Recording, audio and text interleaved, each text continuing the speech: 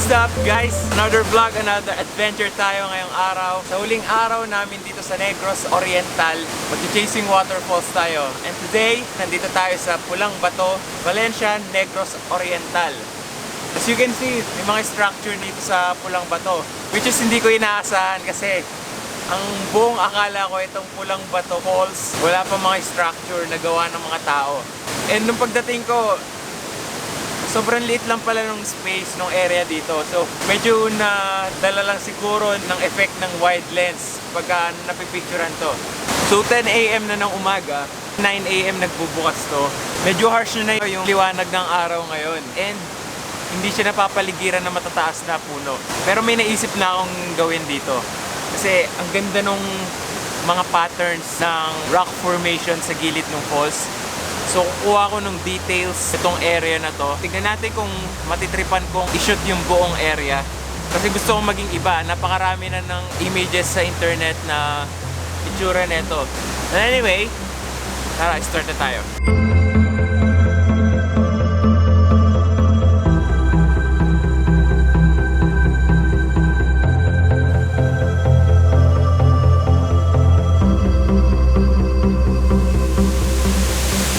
Okay, so basically ang ginagawa ko ngayon, gumagamit ako ng telephoto lens para ma-zoom natin doon sa details ng falls.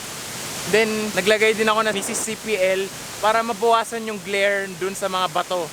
At mas mapakita natin yung kulay ng bato. Pero hindi natin tatanggalin 100% yung glare kasi yung glare ang nagsisilbing indication na basa yung mga bato. So yun, nihintay ko na lang na may dumaang ulap dun sa araw, katulad nito. Ayan, para medyo mawala yung sinag ng araw at yung dynamic range ng scene mas lumiit. Isang challenge lang din na naranasan ko ngayon ay yung mist dun sa falls na napupunta dun sa lens. So mayat mayan, pinupunasan ko talaga yung lens.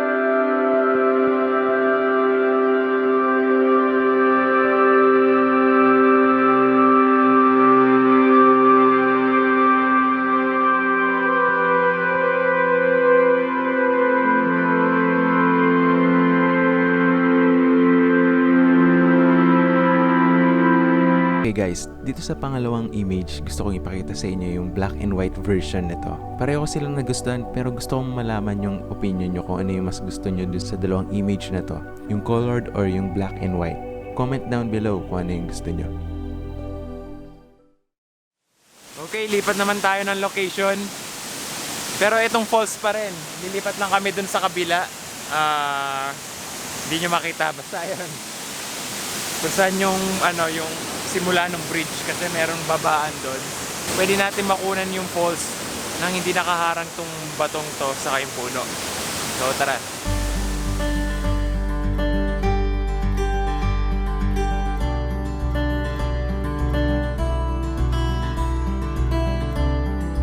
Okay, mukhang nahanap ko na yung gusto kong composition dito sa Pulang Bato Falls. Pero kailangan ng doble ingat. Hindi ko nga sure kung posible itong shot na to eh.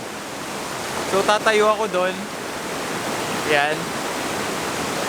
Sana makapag-balance yung camera ko. Pero yun, unti-unti natin i-set up. Kasi gusto kong gawing foreground yung isang cascade. Then leading line, itong mga cascades ng waterfalls papunta dun sa main waterfalls. So tingnan natin kung possible tong shot na to.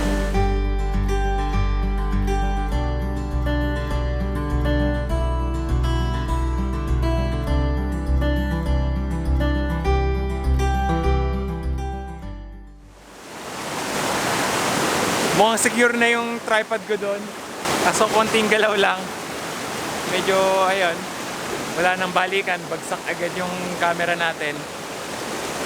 So dandahan natin i-place yung camera, then siguro ilalagay ko na rin yung Mrs. Circular Polarizer natin para hindi na ako mahirapan pag nandun na. So yun, let's do it!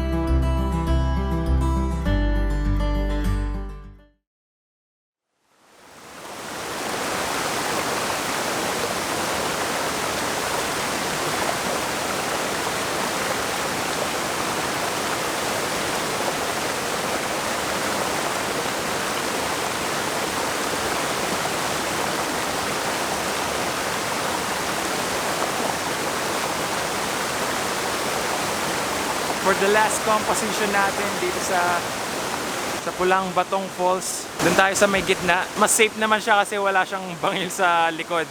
Ang problema ko lang, walang ulap na mag-cover nitong napakaliwanag na na sikat ng araw. Yung falls kasi natin nasa shadow na, so yung dynamic range napakalaki. And ayoko nang ganun sa isang image, hindi siya magiging maganda para sa akin. So ayun yung falls. So ang ginawa ko na lang, habang naghihintay ng ulap na in-order ko, iniwan ko na lang yung tripod ko dun sa may gitna. Nasa gitna yung tripod ko para pag sakaling napansin ko may mga ulap na, ilalagay ko na lang dun yung camera ko, then shoot na lang na shoot. Ang hirap ayusin yung tripod dun sa gitna. Medyo malakas din yung alon eh. So yun. Balikan ko kayo kapag nandiyan na yung mga ulap na in-order ko.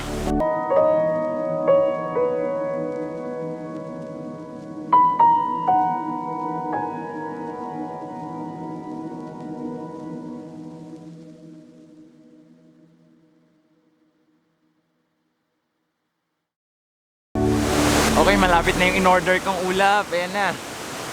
So malapit na natin i-shot yung last composition natin. Yun lang talaga ang panira kasi ayoko nung sobrang liwanag nung isang parte ng composition, then sobrang dilim naman nung falls. So ito na, punta na ako dun sa tripod ko. Hanggang ngayon buhay pa rin naman siya.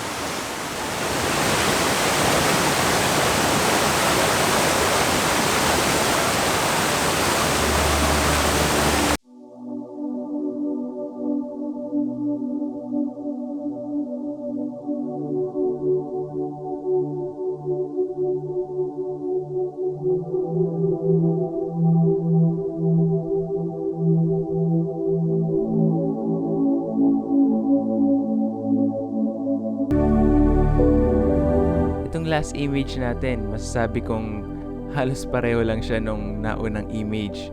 Pero mas gusto ko tong composition na to kasi para sa akin nung lumapit tayo dun sa Pulang Bato Falls, mas naging malinis yung foreground natin. Di katulad nung nauna na napakaraming bato na makikita. Kaya mas nagustuhan ko tong composition na to. Kayo guys, anong mas gusto nyo? Ito or yung naunang image? Comment down below.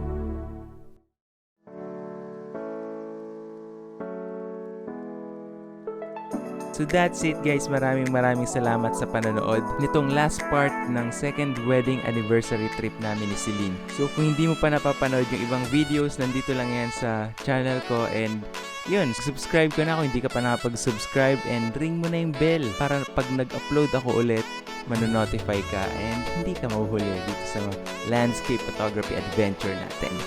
So yun, see you in my next episode. Bye!